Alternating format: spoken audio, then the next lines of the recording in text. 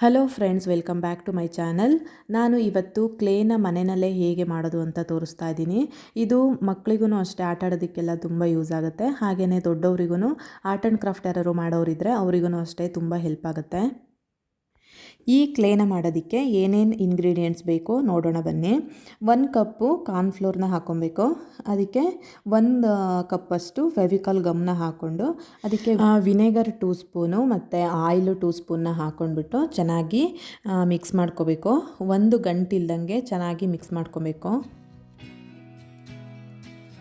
ವಿನೆಗರ್ನ ಬಳಸೋದ್ರಿಂದ ತುಂಬ ದಿನಗಳ ಕಾಲ ಅದು ಕೆಟ್ಟೋಗೋದಿಲ್ಲ. ಹಾಗೆಯೇ ಸೆಲ್ಫ್ ಸೀಲಿಂಗ್ ಕವರು ಅಥವಾ ಅದು ಏರ್ ಟೈಟ್ ಕಂಟೈನರ್ನಲ್ಲಿ ನಾವು ಸ್ಟೋರ್ ಮಾಡಿ ಇಟ್ಕೊಂಡ್ರೆ ತುಂಬ ದಿನಗಳ ಕಾಲ ಗಟ್ಟಿಯಾಗದೆ ಹಾಗೆ ಇರುತ್ತೆ. ಮಕ್ಕಳು ಅಷ್ಟೇ ಆಟಾಡಿ ಆದಮೇಲೆ ನಾವು ಮತ್ತೆ ಅದನ್ನು ನೀಟಾಗಿ ಸ್ಟೋರ್ ಮಾಡಿ ಇಟ್ಟರೆ ಗಾಳಿ ಆಡದೇ ಇರೋ ಥರ ತುಂಬ ಚೆನ್ನಾಗಿರುತ್ತೆ. ಬೇಕಂದಾಗ ನಾವು ಯೂಸ್ ಮಾಡಿಕೊಂಡು ಮತ್ತೆ ನೀಟಾಗಿಟ್ಟರೆ ಆಯಿತು. ಆರ್ಟ್ ಆ್ಯಂಡ್ ಕ್ರಾಫ್ಟ್ ಮಾಡೋರಿಗೂ ಅಷ್ಟೇ ಇದು ತುಂಬ ಹೆಲ್ಪ್ ಆಗುತ್ತೆ. ಏನಾದರೂ ಬಾಟಲ್ ಪೇಂಟಿಂಗು ಏನಾದರೂ ಮಾಡಿಬಿಟ್ಟು ಇದರಲ್ಲಿ ಕ್ಲೇನಲ್ಲಿ ಕ್ರಾಫ್ಟ್ ಏನಾದರೂ ಮಾಡಿಬಿಟ್ಟು ಫ್ಲವರ್ ಏನಾದರೂ ಮಾಡಿ ಅದಕ್ಕೆ ಅಂಟಿಸಿದ್ರೆ ತುಂಬ ಚೆನ್ನಾಗಿ ಕಾಣಿಸುತ್ತೆ, ತುಂಬ ಲುಕ್ ಅನಿಸುತ್ತೆ. ನಾವು ಈ ಕ್ಲೇನಲ್ಲಿ ಏನಾದರೂ ಕ್ರಾಫ್ಟ್ ಮಾಡಿಬಿಟ್ಟು ಡ್ರೈ ಆಗೋದಕ್ಕೆ ಇಡ್ತೀವಲ್ವ, ತುಂಬ ಹಾರ್ಡ್ ಆಗಿಬಿಡುತ್ತೆ. 1 ಡೇ ಬಿಟ್ಟರೆ ಸಾಕೋದನ್ನು ಫುಲ್ಲು ಡ್ರೈ ಆಗಿ ತುಂಬ ಹಾರ್ಡ್ ಆಗುತ್ತೆ. ಆಮೇಲೆ ನಾವು ಬಾಟಲ್ ಮೇಲೆ ಅದನ್ನು ಅಂಟಿಸಿದ್ರೆ ತುಂಬ ಚೆನ್ನಾಗಿ ಕಾಣಿಸುತ್ತೆ. ನೀವು ನೋಡ್ತಾ ಇರ್ಬೋದು, ಮಿಕ್ಸಿಂಗ್ ಎಲ್ಲ ಆಯಿತು. ಈ ಥರ ಕನ್ಸಿಸ್ಟೆನ್ಸಿ ಇದ್ದರೆ ಆಯಿತು. ನೆಕ್ಸ್ಟು ನಾವು ಇದನ್ನು ಒಂದು ನಾನ್ ಸ್ಟಿಕ್ ಪಾತ್ರೆಯಲ್ಲಿ ಇದನ್ನು ಬಿಸಿ ಮಾಡಬೇಕಾಗತ್ತೆ. ಸ್ವಲ್ಪ ಗಟ್ಟಿ ಆಗೋ ತನಕ ಇದನ್ನು ಚೆನ್ನಾಗಿ ಬಿಸಿ ಮಾಡಬೇಕು, ಲೋ ಫ್ಲೇಮ್ ಇಟ್ಕೊಂಡು. ಕೈ ಬಿಡ್ದೇ ಇದನ್ನು ತಿರುಗಿಸ್ತಾನೆ ಇರಬೇಕು. ಅದು ಸ್ವಲ್ಪ ಗಟ್ಟಿ ಆಗ್ತಾ ಬರುತ್ತೆ. ಅಷ್ಟೋ ತನಕ ನಾವು ಚೆನ್ನಾಗಿ ಕೈ ಬಿಡ್ದೇ ಅದನ್ನು ತಿರುಗಿಸ್ಬೇಕು. ಇದು ಗಮ್ಮಿಂದ ಮಾಡ್ತಿರೋದ್ರಿಂದ ಬೇಗ ಗಟ್ಟಿಯಾಗಿಬಿಡುತ್ತೆ. ಹಾಗಾಗಿ ನಾವು ಕೈ ಬಿಡ್ದೇ ಅದನ್ನು ತಿರುಗಿಸ್ತಾ ಇರಬೇಕು. ಸ್ವಲ್ಪ ಸ್ವಲ್ಪನೇ ಕೆಳಗಡೆಯಿಂದ ಗಟ್ಟಿ ಆಗ್ತಾ ಬರುತ್ತೆ. ಇದು ಕಂಪ್ಲೀಟಾಗಿ ಗಟ್ಟಿಯಾಗಿ ಪಾತ್ರೆಗೆ ಏನು ಅಂಟ್ಕೊಳಲ್ಲ. ಹಾಗೆ ಅದು ಚೆನ್ನಾಗಿ ಮುದ್ದೆ ಥರ ಆಗುತ್ತೆ. ಅಷ್ಟೋ ತನಕ ನಾವು ಚೆನ್ನಾಗಿ ಅದನ್ನು ತಿರುಗಿಸ್ಬೇಕಾಗತ್ತೆ.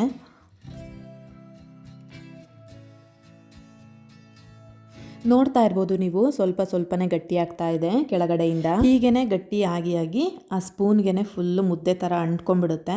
ಅಷ್ಟೋ ತನಕ ನಾವು ಚೆನ್ನಾಗಿ ಅದನ್ನು ಕೈ ಬಿಡ್ದೇ ಚೆನ್ನಾಗಿ ತಿರುಗಿಸ್ಬೇಕು. ನೋಡ್ತಾ ಇರ್ಬೋದು ನೀವು ಹೇಗೆ ಗಟ್ಟಿ ಆಗ್ತಾ ಬರ್ತಾ ಇದೆ ಅಂತ. ಹೀಗೆ ಚೆನ್ನಾಗಿ ಮುದ್ದೆ ಥರ ಆಗ್ಬಿಟ್ಟು ಅದು ಸ್ಪೂನ್ಗೆ ಫುಲ್ ಅಂಟ್ಕೊಂಡ್ಬಿಡುತ್ತೆ. ಅಷ್ಟೋ ತನಕ ನಾವು ಲೋ ಫ್ಲೇಮ್ನಲ್ಲೇ ಇಟ್ಕೊಂಡು ಅದನ್ನು ತಿರುಗಿಸ್ತಾ ಇರಬೇಕು. ಅಲ್ಲಿ ಏನು ಅಂಟ್ಕೊಳ್ಳೋದೇ ಇಲ್ಲ, ಅಷ್ಟು ಚೆನ್ನಾಗಿ ಅದು ಬಿಟ್ಕೊಂಡು ಬರುತ್ತೆ. ನೆಕ್ಸ್ಟು ಸ್ಲ್ಯಾಬ್ ಮೇಲೆ ನಾವು ಒಂದು ಸ್ವಲ್ಪ ಬಾಡಿ ಲೋಷನ್ನ ಹಾಕ್ಕೊಂಡು, ಇದು ಏನು ರೆಡಿಯಾಗಿರುತ್ತಲ್ವ ಡಫು, ಅದನ್ನು ಬಿಸಿದ್ರಲ್ಲೇ ಅದರ ಮೇಲೆ ಹಾಕ್ಬಿಟ್ಟು ಅದಕ್ಕೆ 1 ಸ್ಪೂನಷ್ಟು ಕಾರ್ನ್ಫ್ಲೋರ್ನ ಹಾಕ್ಕೊಂಡು ಅದನ್ನು ಚೆನ್ನಾಗಿ ಮಿದಿಬೇಕು. ಒಂದು ಸ್ವಲ್ಪ ತೆಳು ಆಯಿತು ಅಂತ ಅನಿಸಿದ್ರೆ ಇನ್ನೊಂದು ಸ್ಪೂನಷ್ಟು ಕಾರ್ನ್ಫ್ಲೋರ್ನ ಹಾಕ್ಕೊಂಡು ನಾವು ಮಿದ್ಕೊಬೋದು. ನಾವು ಇದು ಕಂಪ್ಲೀಟಾಗಿ ಕೂಲ್ ಆದಮೇಲೆ ನಾವು ಸ್ಟೋರ್ ಮಾಡ್ಕೊಬೇಕು. ಬಿಸಿ ಇದ್ದಾಗಲೇ ನಾವು ಸ್ಟೋರ್ ಮಾಡಿಕೊಂಡ್ರೆ ಇದು ಫುಲ್ಲು ಒಂಥರ ಬೆವ್ರದಂಗೆ ಆಗಿಬಿಡುತ್ತೆ. ಹಾಗೆಯೇ ಫುಲ್ಲು ವಾಟರೆಲ್ಲ ಕಲೆಕ್ಟಾಗಿ ಅದು ಹಾಳಾಗೋ ಚಾನ್ಸಸ್ ಇರುತ್ತೆ.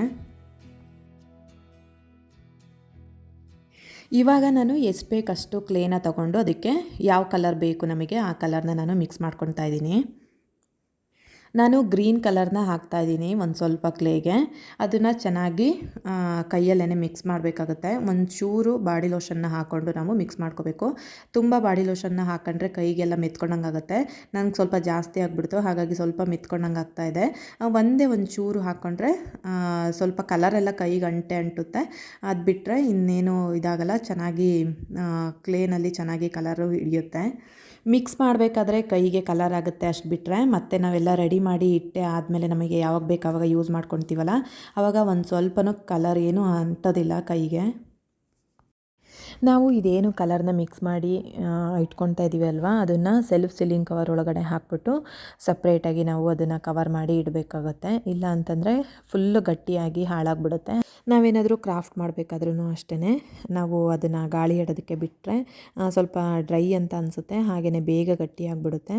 ಹಾಗಾಗಿ ನಮಗೆ ಯಾವಾಗ ಬೇಕು ಅದನ್ನು ಆವಾಗ ನಾವು ತಗೊಂಡು ಅದನ್ನು ಕವರ್ ಮಾಡಿ ಎತ್ತಿಟ್ಬಿಡಬೇಕು.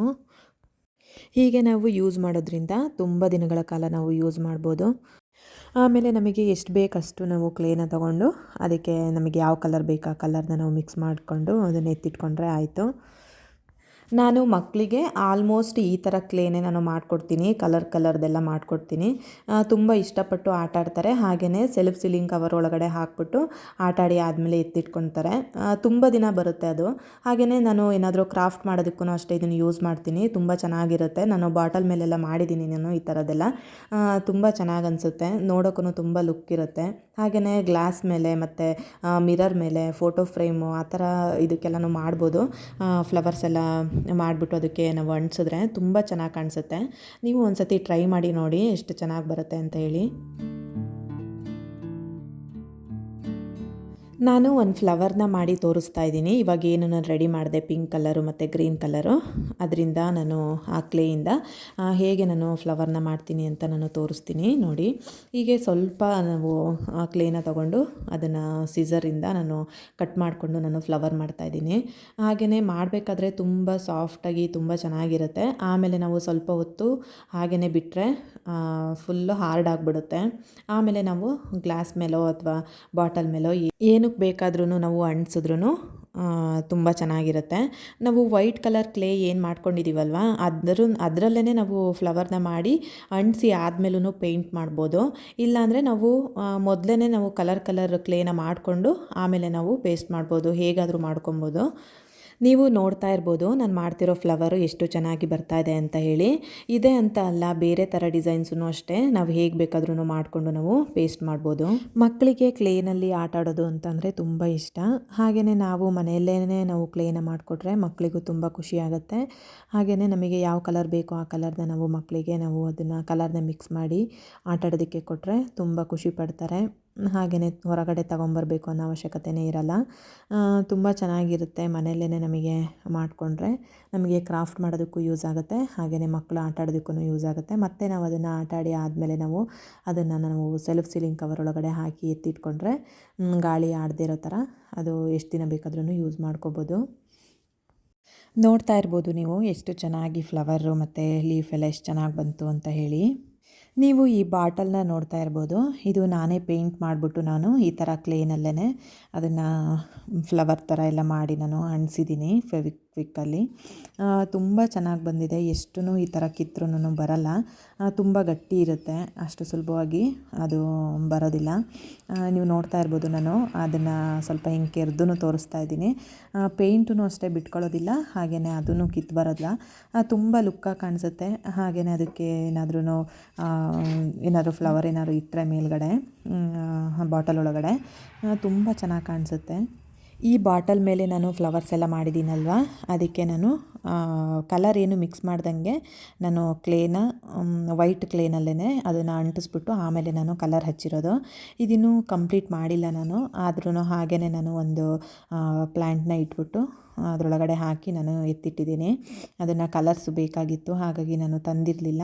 ಅದಕ್ಕೆ ಯಾವ ಕಲರ್ ಇತ್ತು ಆ ಕಲರ್ನಲ್ಲೇ ನಾನು ಅದನ್ನು ಪೇಂಟ್ ಮಾಡಿಬಿಟ್ಟು ಎತ್ತಿಟ್ಟಿದ್ದೆ. ನೋಡಿದ್ರಿ ಅಲ್ವಾ ಯಾವ ಥರ ನಾವು ಮನೆಯಲ್ಲೇ ಕ್ಲೇನ ಮಾಡ್ಕೊಂಡ್ವಿ, ಹೇಗೆ ನಾವು ಅದರಿಂದ ಫ್ಲವರ್ನೆಲ್ಲ ಮಾಡಿದ್ವಿ ಅಂತ.